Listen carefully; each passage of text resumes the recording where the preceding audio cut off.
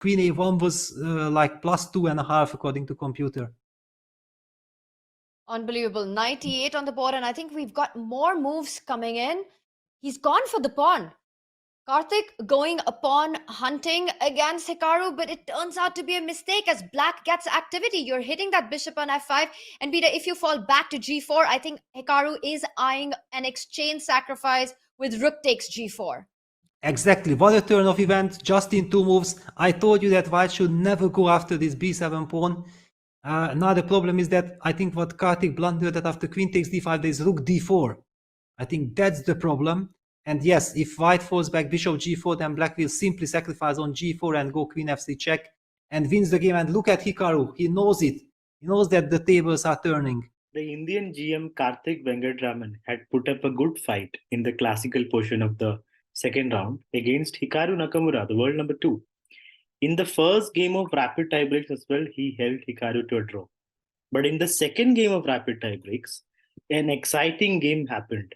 Venkataraman was even pushing for the win, declining the repetition. But then he slipped and Hikaru punished them. So let me take you to the game between Hikaru and Karthik Venkataraman. So this is the second round of rapid.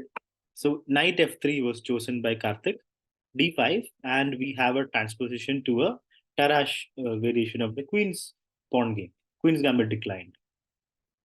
So Karthik Venkataraman's bishop castles and he takes, and he goes for the space in the queen side with b4. b4, bishop moves and bishop b2. So isolated pawn for Hikaru, and Karthik has a nice bishop, long range bishop. Knight c3, so position looks very comfortable for white. But it's all theory. Knight c5, rook b8, rook c1, all natural moves, knight e5, takes, and here Karthik plays h3. Must also be preparation. Because knight takes bishop, rook takes is possible, but then e2 would be under pressure. So h3, takes, and now pawn a5. Hikaru strikes at the pawn chain in the corner. Queen b3, targeting the d5 pawn, getting the queen out, preparing rook to d1. And even f4 is coming. So suddenly d5 will be under pressure. Takes, and g5. So this is what shows that Hikaru must still be in his prep. g5 is not a very usual move. Like, it's not a natural move, right? So g5 gains space. And ideas of h5 are going to be in the air. Rook d1. So Karthik just goes for the d pawn in the center. Bishop moves back. And also g5's main point is to stop f4. That's the main reason for playing g5. Here Karthik plays queen d3. Position is still very comfortable for white, for Karthik Venkataraman. Queen e7, queen d2, attacking the pawn, h6, defending it, rook e1, queen f8. So because there's some weaknesses on the king side, the queen stays there, takes, and queen g7. And everything is still intact for Hikaru. The queen is out of place slightly, but there is not much white can do here on the center or the queen side. Bishop f1, and now Hikaru goes for h5. So he's trying to soften up the king side a little bit. This is where the game becomes really exciting. Karthik goes bishop d3, Hikaru goes h4, takes, and if you take back, just king h1, and the g file is going to be with Karthik. So Hikaru just plays queen h6. Now Karthik plays bishop f5. Hikaru takes, king h1. So white is getting the g file. Rook e8, rook g1 check, king moves to f8. He didn't want to put the king in the corner and into a pin. That would be disaster for the black king.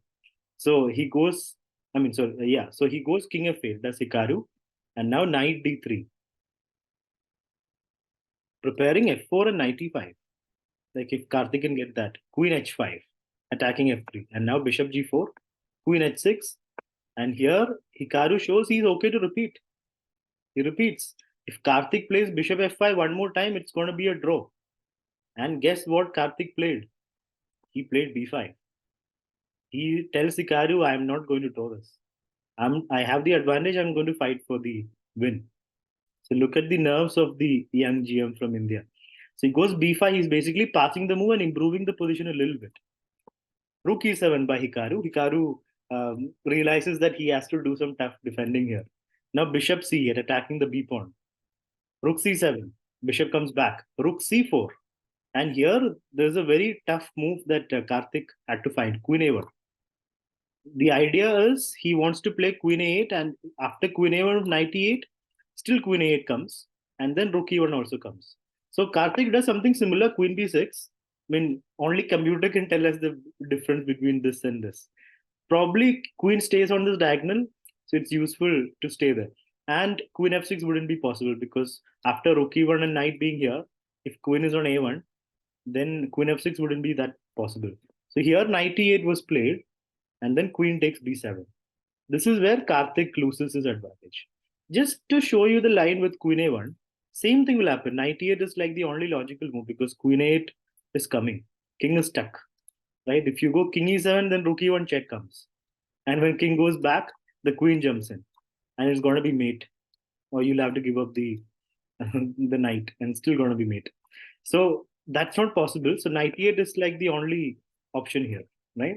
And then Queen Rook e1 is, yeah, Rook e1. Here there is no Queen f6. That's the main point. Queen is stuck here. In the other line, Queen f6 is possible. But again, that's difficult unless you're a computer. So Queen b6, knight e8, and now takes on b7. So he goes for the pawn. What he probably missed was after Queen f6, he can't take on d5. That's what Karthik didn't see, because if you take on d5, there's Rook d4.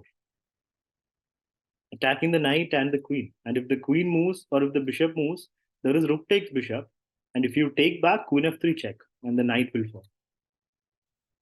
So this is not possible because of Rook d4. That's the problem in the position.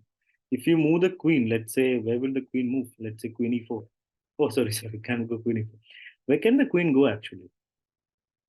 Queen c6, let's say. Or if the queen wants to, oh wait, the bishop is also hanging. Wow. It's already bad. Yeah, there's no square for the queen to keep the bishop defended. So yeah, so it immediately loses. The queen takes pawn is not possible. So Queen f6 and now Queen d7, and that's the blunder that finishes the game basically. Can you find what Hikaru played? He played it in a few seconds. He played. He didn't even take a lot of time. Just a couple of seconds and Rook c7. Queen's trapped. If you wanna get the queen out of jail, you'll have to give up some material. Rook g8 was played, and now it's an exchange up for Hikaru. So here, king moves, and Hikaru has to just convert this advantage. He plays queen back, and now pawn pushes, rook comes in. Of course, you can't play queen takes rook because queen f1 is mate. That's a nice touch. Queen g1, complete passivity, but there's also threats of a discovered attack. But king goes to f8. And now knight comes in attacking the queen, but queen c2, and the knight is trapped. Can't go anywhere. So here Karthik resigned, and Hikaru was all praise for his opponent because it was a tough struggle. And there's a rating difference of more than 200 points. And more than that, it's Hikaru, right, who you're playing against. And Karthik held his nerve and took the match till here, but Hikaru still survived the initiative and went on to win the match.